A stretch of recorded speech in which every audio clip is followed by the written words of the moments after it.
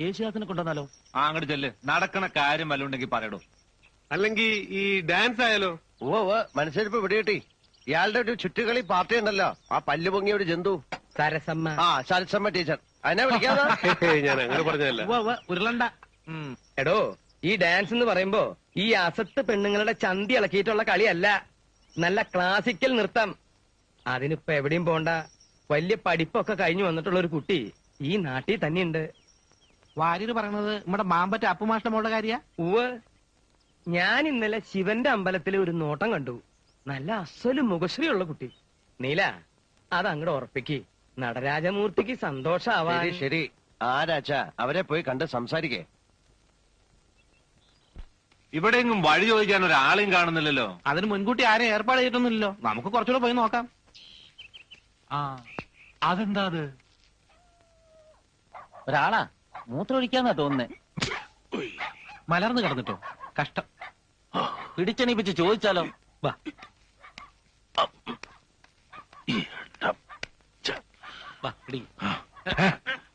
ആരാ പിടിക്കുന്നില്ല. ഒരു കാര്യം ചോദിക്കാനാ. ഈ മാമ്പറ്റ അപ്പുമാഷ വീടേതാ? അപ്പുമാഷ എന്ന് പറഞ്ഞത് ഞാൻ തന്നെ. വീടാ ഞാനും നോക്കണേ. നമസ്തേസ്തു മഹാമായേ ശ്രീപീഠേ സുരപൂജിതേ ശംഖചക്രഗദാഹസ്തേ മഹാലക്ഷ്മി നമോസ്തുതേ.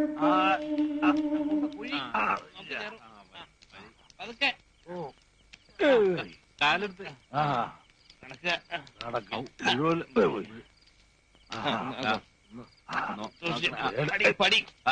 മൂപ്പര് ഇച്ചിരി ഓവറായി പോയി. കുഴപ്പമൊന്നുമില്ല, മോരിന്റെ ഒത്തിരി കലക്കി കൊടുത്താളി. പിടിക്കണ്ട പിടിക്കണ്ട, കുറച്ചൊന്ന് കിടക്കണം, അപ്പൊ എല്ലാം ശരിയാവും.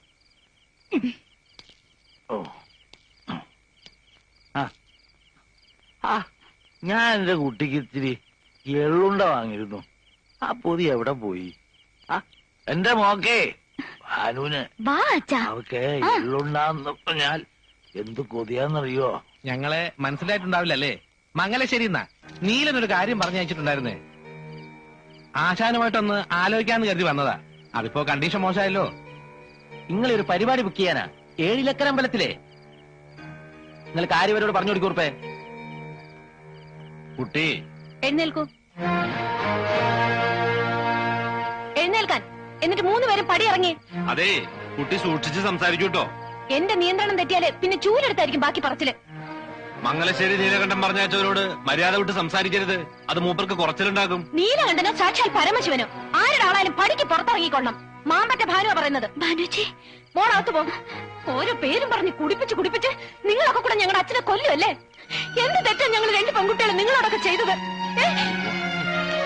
ഇത് മാമ്പറ്റ ഭാനുവല്ല, പുലിപറ്റ ഭാനുവാ. ഞാൻ അയച്ചാന്ന് പറഞ്ഞില്ലേ? പറഞ്ഞു. അപ്പൊ മുറ്റത്തേക്ക് ഒരു തുപ്പ ചില അലവലാതി പെണ്ണുങ്ങളുടെ കൂട്ട്. ആ തന്ത കുടിച്ച് മലക്കം പറഞ്ഞതിന് അതിന് ഞങ്ങൾക്ക് ചീത്ത. അതിനിപ്പോ എന്തിനാ ഇത് വലിച്ചു കയറിനാവോ? ഒന്ന് ചുമ്മാരിടോ. അപ്പു മാഷ് ഇയാളേത് സ്കൂളിലെയാ? സ്കൂൾ മാഷൊന്നുമല്ല, കുട്ടികളെ എഴുത്തിനിരുത്തും, അതുകൊണ്ട് വിളിക്കണതാ. പണ്ട് കുറച്ചു കാലം കലാമണ്ഡലത്തിലെ വേഷക്കാരനായിരുന്നു. അയാളെ ഒന്ന് കാണണമല്ലോടോ ഭരത. അല്ല, അബദ്ധം നമ്മുടെ പക്ഷത്താ പറ്റീന്ന് വെച്ചാ ക്ഷമ പറയാം.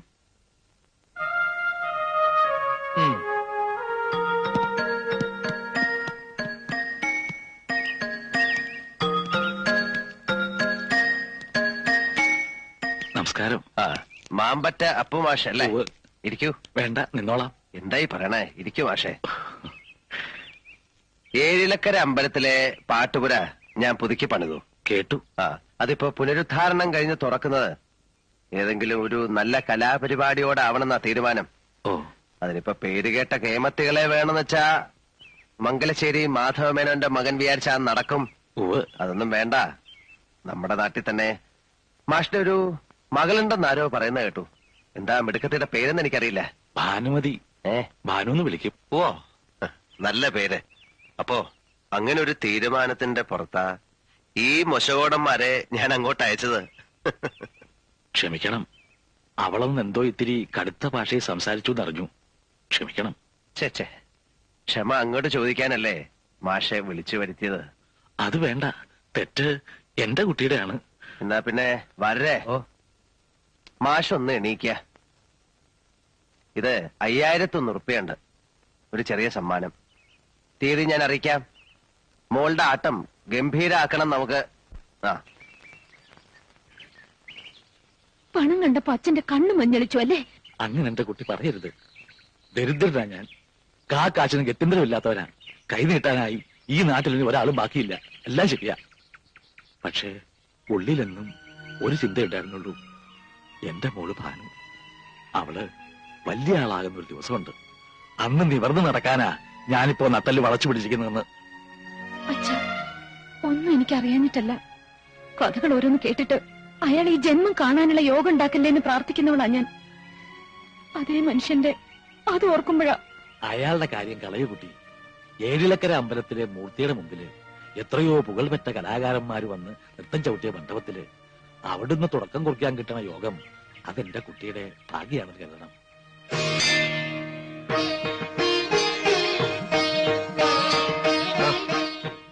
ചമയത്തിന് ഒരുക്കത്തിനുള്ള ഏർപ്പാടൊക്കെ മംഗലശ്ശേരി പത്തായപ്പേരിൽ ചെയ്തിരിക്കുക.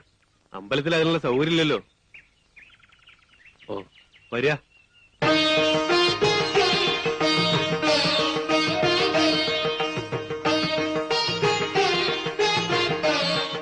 വരിക. ഇതാ പത്തായപ്പേരിലേക്ക്. ഒരുക്കെല്ലാം പൂർത്തിയായ ഇവിടുന്ന് പോവാം അമ്പലത്തിലേക്ക്.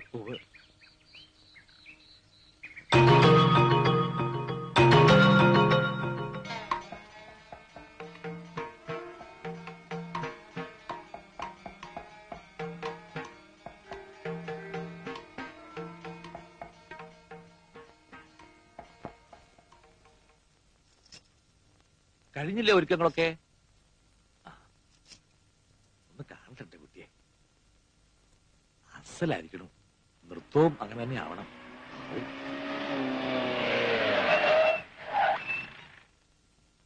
ഭാനുച്ചി, ഞാൻ നീലകണ്ഠൻ.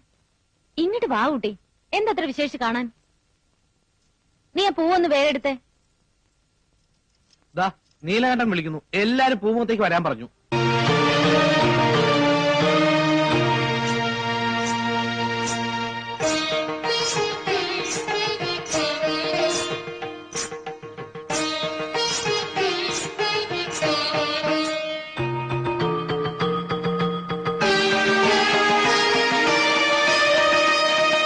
അപ്പോ ഇതാണ് അപ്പുമാഷിന്റെ മോളല്ലേ?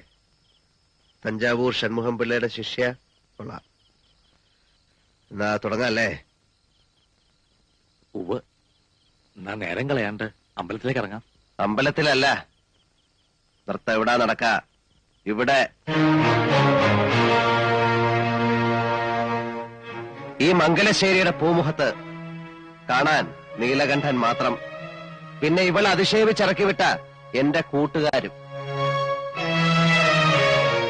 എന്താ മനസ്സിലായില്ലേ? പറഞ്ഞത് അമ്പലത്തിലെ പാട്ടുപുര. ആ, പലതും പറഞ്ഞിട്ടുണ്ടാവും. ഇപ്പോഴെന്താ പറയുന്നെന്ന് വെച്ചാ അതനുസരിക്കുക. താമസിക്കണ്ട. കൂടുതൽ സംസാരിക്കുന്നത് എനിക്കിഷ്ടമല്ല. ചതിയാണിത്. അതെ, ചതിയും കള്ളവും എല്ലാം ഞാൻ പ്രയോഗിക്കും. വേണ്ടി വന്ന കരുത്തും. എന്റെ വിജയത്തിന് വേണ്ടി. ചില കളികള് ഞാൻ ജയിക്കാൻ വേണ്ടി മാത്രമാ കളിക്കണേ. നിർബന്ധ ബുദ്ധി കാട്ടരുത്.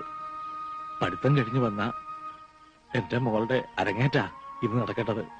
അത് ഇങ്ങനൊരു ചുറ്റുപാടിൽ അലങ്കോലായാൽ മോളുടെ ഭാവിയെക്കുറിച്ച് ആദ്യമുള്ള ഒരച്ഛൻ പറയുന്നതാണ്.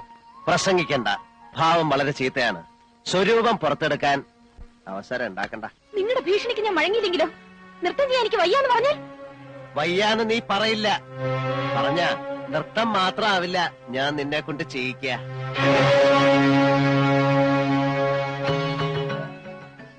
5100 ഉറുപ്പ്യ നിന്റെ തന്ത വാങ്ങിക്കൊണ്ടുപോയത്.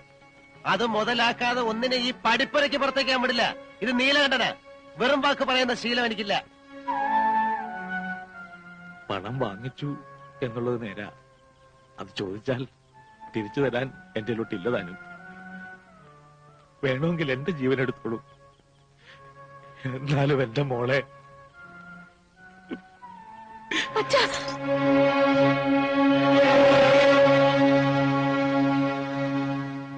ഞാൻ തയ്യാറാണ്. അങ്ങനെ വഴിക്കുവാ കുറുപ്പേ, ആട്ടവിളക്ക് കത്തിക്ക.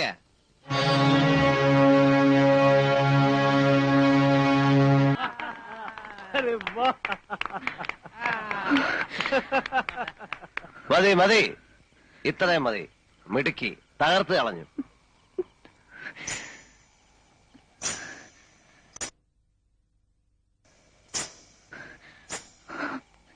ജയിച്ചു അല്ലേ? ഉവ്വ, അങ്ങനല്ലേ പാടുള്ളൂ.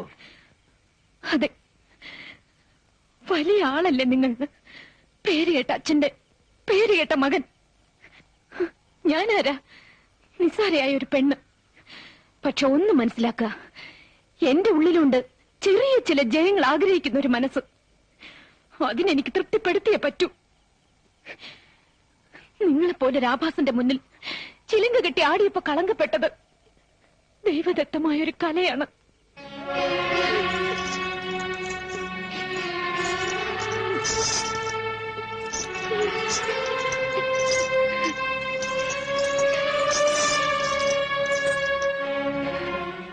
എന്റെ കാലുകൾക്ക് ഇനി ഈ ചിലങ്ക ഇടാനുള്ള യോഗ്യതയില്ല. ഉള്ളിൽ 1000 മുള്ളു കുത്തിയിറങ്ങുന്ന വേദനയിലും എനിക്ക് സന്തോഷിക്കാൻ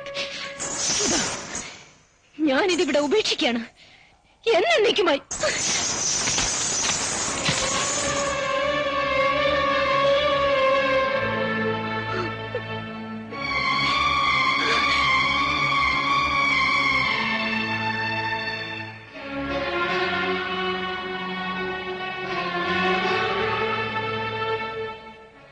എന്തിനായിരുന്നു നീല ഈ ഒരു ശാപം കൂടെ ഏറ്റുവാങ്ങിയത്? ആ കുട്ടിയുടെ കണ്ണീന്ന് ഒരു തുള്ളി ഇറ്റ് വീഴുമ്പോ ഓർത്തോളൂ, അതൊരു പ്രളയത്തോളം പെരുകും. മംഗലശ്ശേരിയിലെ മേൽക്കൂരയ്ക്ക് ആകാശം മുട്ട ഉയരില്ല.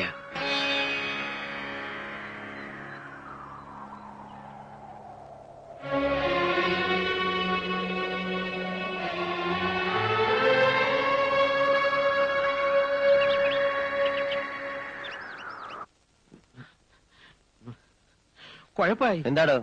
കല്ലൻ ചാക്ക് സിയെ ചെറിയാൻ പൊക്കി. ആരോ ഒറ്റിയതാ. മഫ്തിയിലാ വന്നേ. സർക്കിൾ ഓഫീസിലേക്കാ കൊണ്ടുപോയിരിക്കുന്നത്.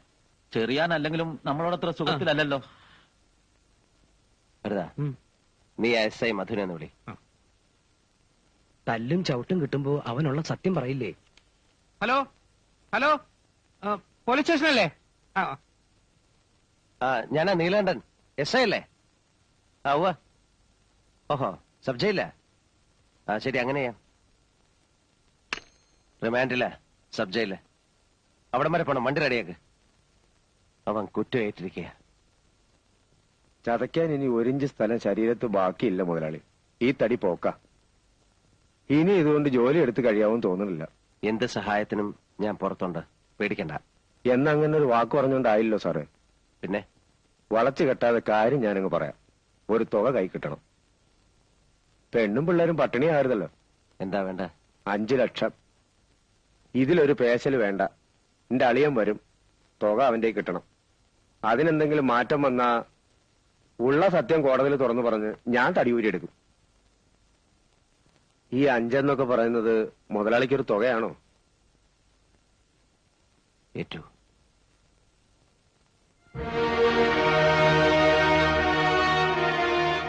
അവൻ സന്ദർഭം മുതലെടുക്കുകയാണ്, കള്ളപ്പന്നി. ഇനി അത് നോക്കണ്ട, പെട്ടുപോയില്ലേ. എങ്ങനെയെങ്കിലും തലയൂരി എടുക്കുകയാണ് ഇപ്പൊ വേണ്ടത്. 5 ലക്ഷം. മേലേടത്തെ പറമ്പ് അല്ലേ വരേ? ഈ ചുരുങ്ങിയ സമയത്തിനുള്ളിൽ ആരുടെ അടുത്താ കാശ് തരാണ്ടാവുക? ഓരോരുത്തരെയും കൈ അയച്ച് സഹായിക്കുമ്പോ ഞാൻ പണ്ടേ പറയാറില്ലേ, നമുക്കൊരാപത്ത് വരുമ്പോ ആരും ഉണ്ടാവില്ലാന്ന്. ഇപ്പൊ അനുഭവത്തിൽ വന്നില്ലേ? താൻ പുരാണം വിളമ്പാതെ പറമ്പിന് ഒരാളെ പറയടോ. കുന്തം വിഴുങ്ങിയതുപോലെ നിൽക്കാൻ നിങ്ങളൊക്കെ ഒന്ന് വാതുറക്ക്. ആളെന്ന് വെച്ചാ ഇപ്പൊ റെഡി ക്യാഷ് കയ്യിലുള്ള ഒരാളേ ഉള്ളൂ, വീരാൻകുട്ടി. അവനോ? അതാ സത്യം. നാണക്കേട് ഓർക്കണ്ട. വേറൊരു വഴിയില്ലാത്തോണ്ടാ അവനെ തന്നെ കാണാം. ഞാനൊന്ന് സൂചിപ്പിച്ചിരുന്നു. ഇടനിലക്കാരൊന്നുമില്ലാതെ നീലൻ തന്നെ നേരിട്ട് വന്ന് സംസാരിക്കണമെന്നാ അവൻ പറഞ്ഞത്. മനസ്സിലായി. വേറെ ഒരു വഴിയില്ല അല്ല വരേ? ഇല്ല, സമയവും നമ്മുടെ കയ്യിൽ കുറവാ. എനിക്ക് നിങ്ങളോട് ഒരു അലോഹ്യല്ല എന്നെ. നിങ്ങളെ കൊണ്ട് അന്ന് അങ്ങനെ പറയിപ്പിച്ചതും ഇന്ന് ഇവിടെ ഇങ്ങനെ ഇരുത്തിച്ചു എല്ലാം പടച്ചോന്റെ ഒരു കളി. എന്നാ ഞാൻ എന്റെ വില അങ്ങ് പറയാം. എന്താ വരേ? ഒരു 6 ഉറുപ്പ്യക്കാണെങ്കിൽ ഞാൻ എടുത്തോളാം.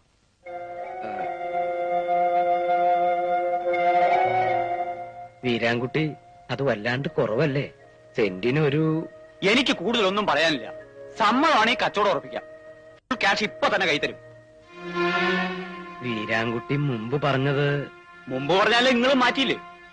അതിൽ കൂടുതൽ വില ഞാൻ കാണുന്നില്ല. വരേ? ഓ, അത് ഉറപ്പിച്ചോളൂ.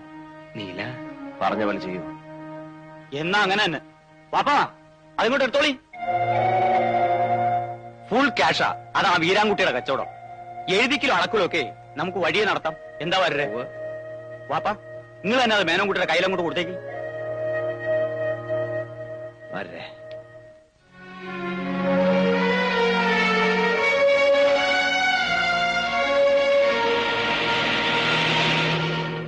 മേലയിടത്തെ പറമ്പ് കയ്യിന്ന് പോയിന്ന് വെച്ചാ വരുമാനത്തിന്റെ 1/3 നഷ്ടപ്പെട്ടു എന്നാ.